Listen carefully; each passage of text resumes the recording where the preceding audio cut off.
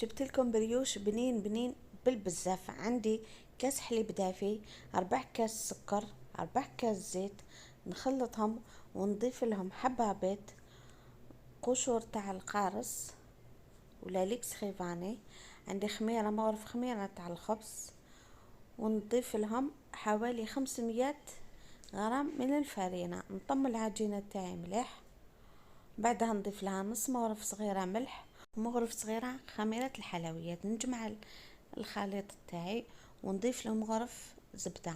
نطمي العجينة تاعي مليح ونخليها ترتاح حوالي نص ساعة. بعد ما ارتاحت لي نقسمها الى كوريات صغار، وندير كل كورية نضيف لها مغرف من الشيكولا. نتوما واش حبيتو، معجون شيكولا واش عندكم. نزيد نخليهم يخمروا حوالي 10 دقائق، ونمسحهم من الفوق بصفار البيض، وندخلهم يطيبوا حوالي ربع ساعة. جات ما شاء الله، جربوها البنات.